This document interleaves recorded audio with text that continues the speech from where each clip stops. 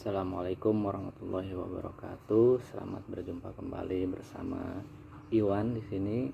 Kali ini saya akan belajar mengenai konsep makosid syariah. Menurut Satibi, tujuan-tujuan syariat dalam makosid syariah dapat ditinjau dari dua bagian. Yang pertama berdasar pada tujuan Tuhan selaku pembuat syariat.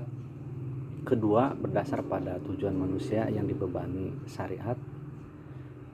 Pada tujuan awal yang berkenaan dengan segi tujuan Tuhan dalam menetapkan prinsip syariat, dan dari segi ini Tuhan bertujuan menetapkannya untuk dipahami, juga agar manusia yang dibebani syariat dapat melaksanakan, dan agar mereka memahami esensi hikmah syariat tersebut.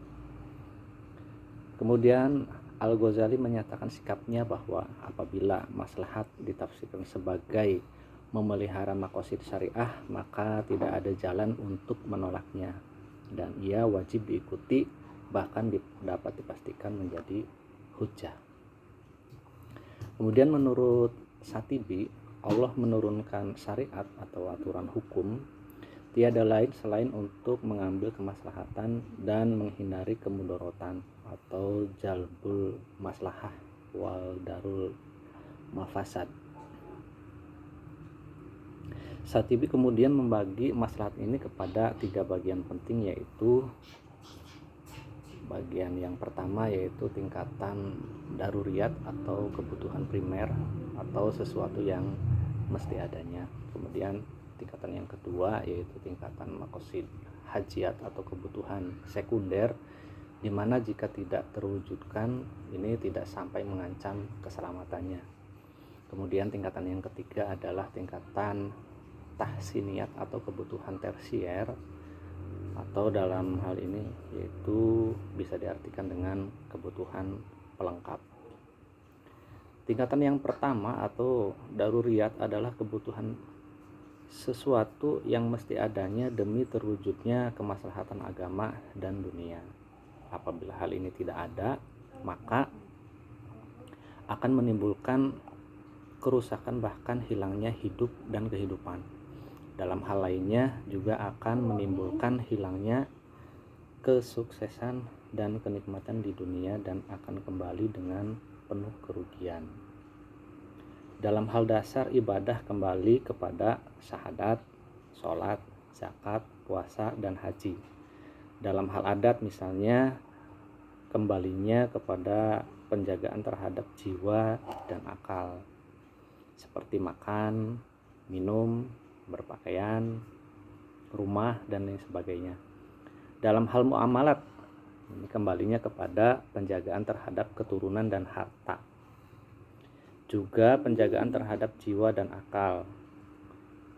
Kemudian Satibi menyatakan bahwa kemaslahatan yang menjadi tujuan syariat ini dibatasi dalam 5 hal. Setiap hal yang mengandung penjagaan atas 5 hal ini disebut maslahah, dan setiap hal yang membuat hilangnya 5 hal ini disebut mafsadah.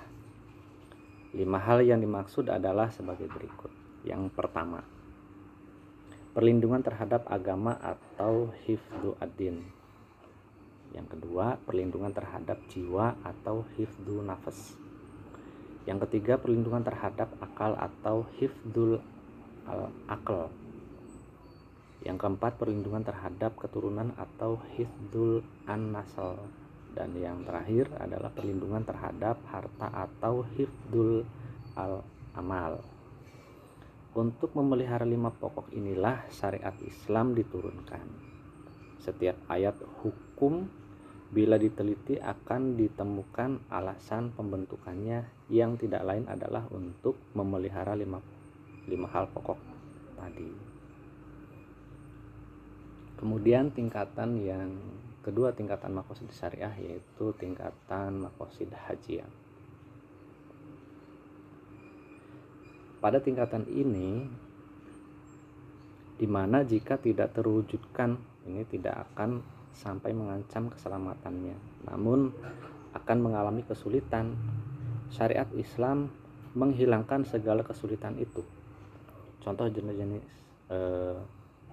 jenis makosid ini dalam bidang ekonomi Islam misalnya mencakup kebolehan melaksanakan akad mudorobah, muzaraah, musakat, dan bai salam,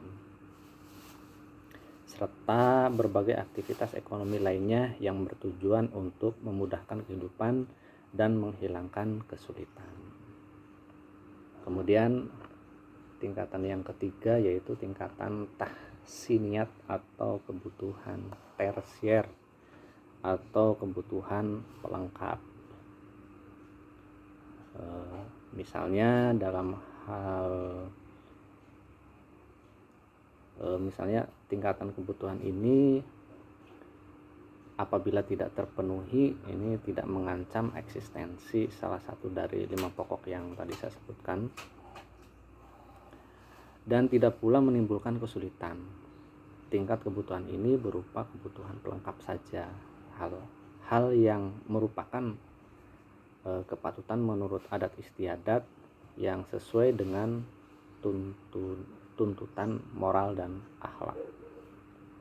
Contoh jenis makosid ini misalnya dalam hal ibadah yaitu mengerjakan amal sunnah, sedekah, dan lain sebagainya.